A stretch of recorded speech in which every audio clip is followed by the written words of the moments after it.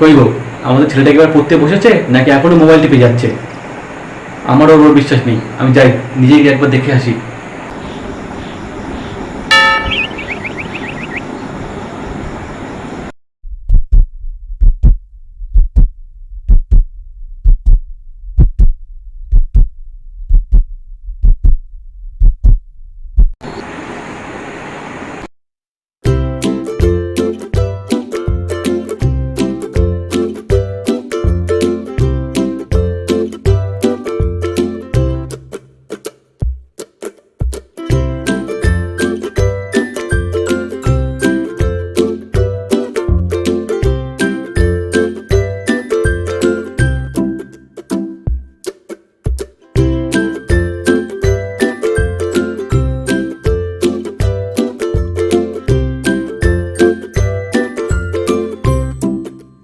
যাক, পড়াশোনা করছে তাহলে।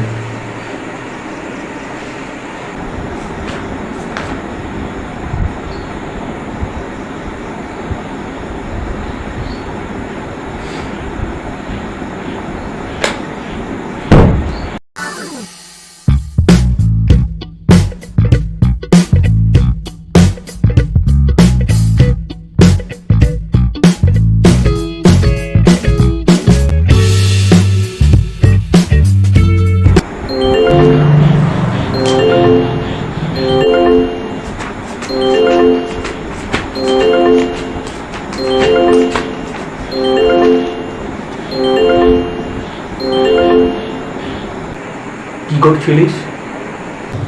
না মানে বাবা পড়ছিলাম, কিন্তু কখন যে মোবাইলের নেটটা অন হয়ে গেল বুঝতেই পারলাম না কখন অন হয়ে গেল মোবাইলের নেটটা। মনে রাখবি, আমি তোর বাপ, আর আমাকে বোকা বানানো সব থেকে বড় চাপ।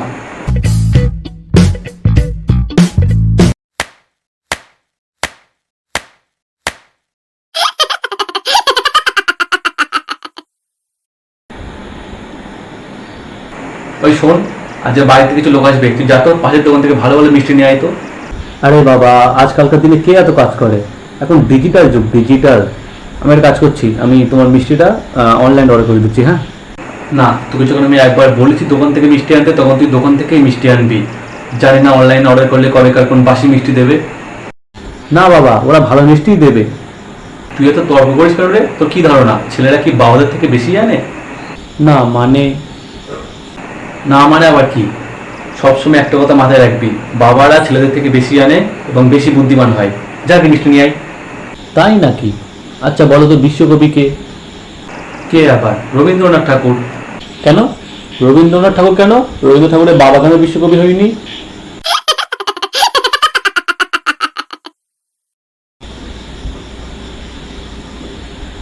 ওই হ্যাঁ বলো। বলি, সারাদিন তো মোবাইল ঘেঁটছিস, পড়াশোনাটা কি চলছে নাকি ওটাও লাটে তুলেছিস? আচ্ছা বাবা, তুমি কেন বলো তো সবসময় আমাকে পড়াশোনার কথাই জিজ্ঞাসা করো? আমি কি তোমাকে কখনো জিজ্ঞাসা করি যে তোমার অফিস কেমন চলছে?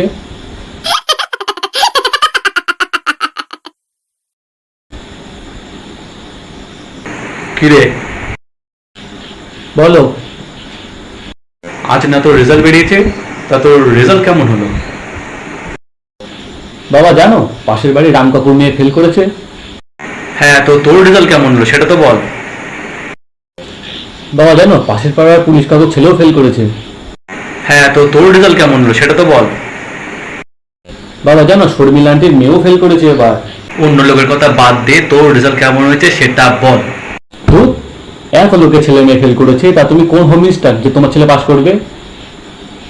কি পরীক্ষায় ফেল করে মোবাইল ঘাটা হচ্ছে? দাঁড়া, আজ তোর এমন অবস্থা করবো যে ওই হাতে আর মোবাইল তুলে নিতে পারবি না আজকে থেকে। বাবা না, বাবা না, বাবা না, বাবা না, বাবা না, আয় দেখাই।